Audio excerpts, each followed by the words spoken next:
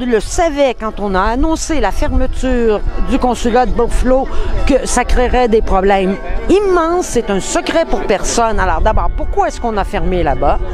Il y a des rumeurs d'autres fermetures en plus. Et quand on a fermé, pourquoi est-ce qu'on n'a pas pris les moyens pour s'assurer que tous ces dossiers-là seraient traités en priorité et rapidement? La satisfaction d'avoir commencé à inventer ce que pouvait être un député des Français de l'étranger et des Français d'Amérique du Nord, avec cet équilibre difficile à trouver entre le temps passé dans la circonscription, les interactions extrêmement enrichissantes que j'ai eues avec beaucoup de nos concitoyens, que ce soit de simples anonymes dans les permanences ou que ce soit des personnes en responsabilité dans les activités des Français à l'étranger, des Français de la circonscription, et aussi à prendre le temps, de trouver aussi les bons mots, les bonnes stratégies pour convaincre mes collègues à l'Assemblée nationale de l'importance de cette représentation des Français de l'étranger, de ce que nous pouvons apporter. C'est l'occasion pour nous ce soir de marquer l'importance de la dimension économique de nos relations.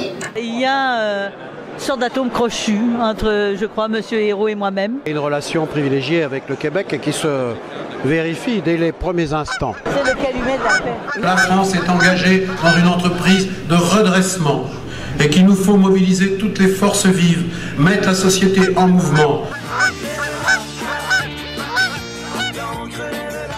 Étant donné qu'on est allé grâce à l'OFQJ, on a vraiment un réseau de contacts de plus en plus solide. Puis on sait qu'à chaque fois qu'on va y retourner, on va pouvoir bénéficier de ces contacts-là, du réseau qu'on a acquis.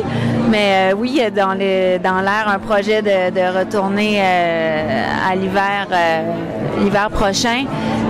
Mais bon, c'est encore embryonnaire, mais c'est sûr qu'on a eu des grandes opportunités en allant en France avec on a fait des premières parties dans des zéniths, puis on a fait des gros spectacles avec beaucoup de visibilité.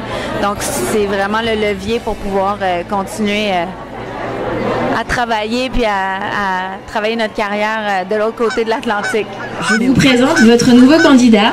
Donc malheureusement pour M. Lefebvre, l'élection sera constitutionnelle puisque le vote aura commencé dans le délai qui était prévu par le Conseil constitutionnel. On fait partie de la même majorité gouvernementale, donc on a un devoir de solidarité pour l'action qui est en ce moment en cours en France. Évidemment, une élection comme celle-ci est l'occasion d'envoyer un très beau message.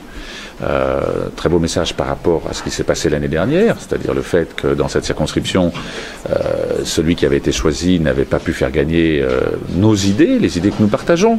Une présence locale est indispensable. Je sais que je suis un député de la nation, je serai un député de la nation bien sûr, mais je suis aussi un député des Français d'Amérique du Nord. Je veux bâtir une vraie diaspora qui permette de s'entraider, des réseaux. Je souhaite qu'il y ait une organisation par guichet et que les Français puissent obtenir des réponses, qu'il y ait des partages d'expériences, qu'on fasse un peu d'horizontalité dans cette circonscription. Moi, je vais insister sur le point que je ne me retrouve pas forcément dans les clivages gauche-droite. Quand on est à l'étranger, on n'est pas forcément dans ce cas de figure-là. Notre préoccupation, c'était que les idées du centre soient représentées. Donc on a attendu un certain temps pour voir qui est-ce qui allait se présenter, dans l'espoir qu'on puisse soutenir quelqu'un si les idées du centre étaient représentées. Or, il se trouve que, en regardant les candidatures, il n'y a eu aucun candidat du centre qui s'est présenté. Je suis confiante dans la victoire de la gauche parce que je ne peux pas croire qu'à l'intérieur d'une année, les gens puissent avoir oublié ce pourquoi ils étaient tellement en colère l'année dernière. Ce qui fait ma légitimité, c'est que j'ai connu les difficultés que connaissent les Français quand ils viennent migrer, c'est-à-dire les problèmes de visa, de papier, de contacter l'ambassade, de trouver un logement, avoir des difficultés pour ouvrir un compte bancaire. Moi, j'ai une inquiétude avec la droite actuellement. Quand j'étais en France, là, j'en arrive, et toutes ces manifestations, non pas que je suis contre les manifs, au contraire, le printemps dernier, j'ai beaucoup manifesté ici, mais c'est ce que je voyais dans ces manifestations qui m'inquiétait, c'est-à-dire une partie de la droite qui s'allie à l'extrême droite et qui s'allie aux intégristes religieux. Je pense pas que ce soit un bel avenir pour la France. Je suis prêt à m'ingérer dans toutes les campagnes du monde, si vous voulez. J'ai un parti pris. Je suis de gauche. Je suis progressiste. Alors pour moi, je veux que les idées de justice sociale, de bien commun, de redistribution de la richesse gagnent.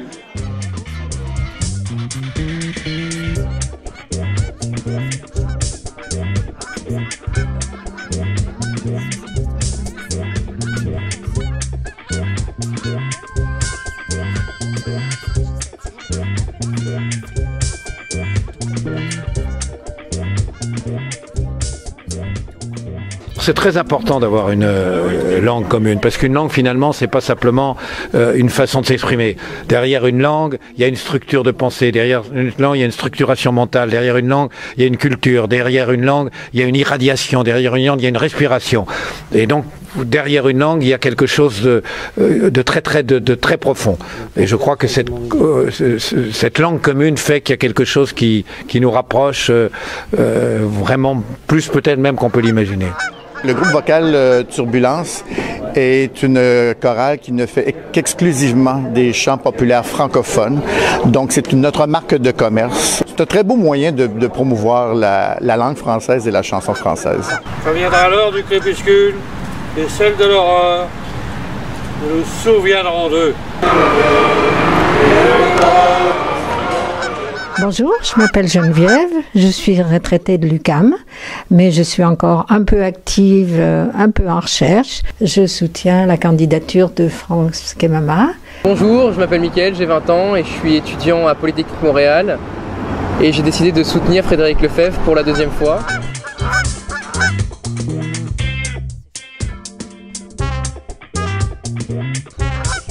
C'est pas du vrai, c'est pas une blague.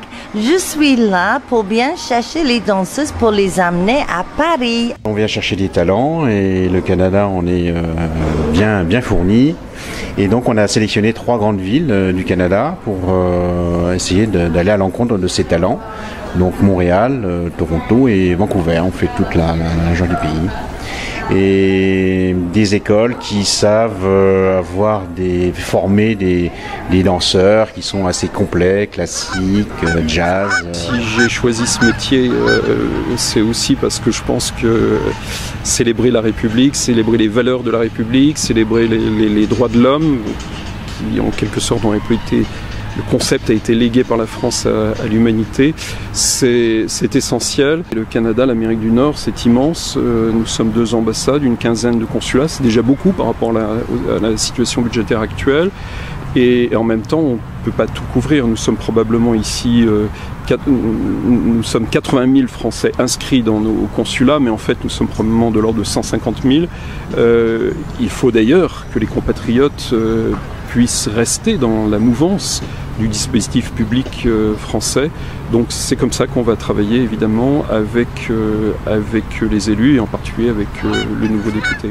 Si on parle de compétition internationale à ce moment-là, parce qu'il faut savoir qu'on sort quand même régulièrement, on va souvent en Europe parce que bien sûr entre autres la France, puisque c'est le pays de naissance de la pétanque, et on a nos équipes qui se défendent très bien, qui apprennent aussi beaucoup là-bas quand elles y vont.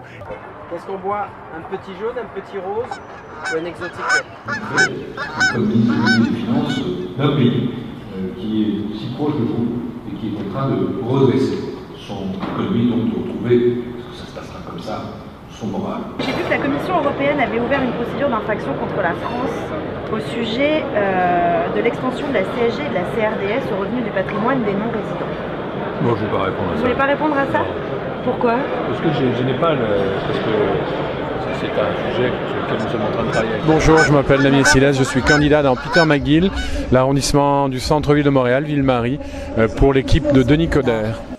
Cet arrondissement est vraiment intéressant parce qu'il est vraiment hyper cosmopolite. C'est vraiment multiethnique. Quand je fais du porte-à-porte, je rencontre toutes les nationalités différentes. C'est vraiment, et puis comme je le dis souvent moi-même avec mon métissage, je me retrouve un petit peu nulle part et partout chez moi. 40% de la population de Montréal est soit née à l'étranger, soit dans des communautés culturelles qui sont des minorités visibles en quelque sorte. Là. Donc c'est presque 2 Montréalais sur 5. C'est une clientèle électorale importante. Ce sont des gens qui sont relativement intégrés entre eux, mais beaucoup moins avec la société québécoise. C'est toujours un plaisir d'avoir la chance de pouvoir avoir accès et pouvoir profiter des talents français qui viennent ici, qui viennent s'établir. C'est surtout de la compétence, même si l'accent est sympathique, mais c'est de la compétence. Il s'appelait Robert Boulanger. Il est mort, ce pauvre petit bonhomme, à 18 ans. Il a débarqué, ils l'ont tué. C'est effrayant. C'est trop jeune quand même. J'ai des cauchemars presque toutes les nuits. J'ai vu des atrocités. Il y avait des morts partout. La veille, on était dans des abris. Quand on est sorti, le lendemain matin, c'était terrible. Le Canada, comme d'ailleurs le Québec, ont initié des politiques passionnantes et qui peuvent être très utiles pour nous, par exemple dans le domaine de l'immigration ou dans le domaine des finances publiques, de la réduction du déficit. Donc c'est vrai que je reviens en France avec beaucoup d'idées nouvelles. Il faut savoir tourner la page. Moi je fais partie de ceux qui la tournent. Et en même temps, il faut que tous ceux qui à un moment ou à un autre, pour de bonnes, plutôt de mauvaises raisons, se sont illustrés par la division, eh bien ils sachent qu'il est important pour eux de changer de voie.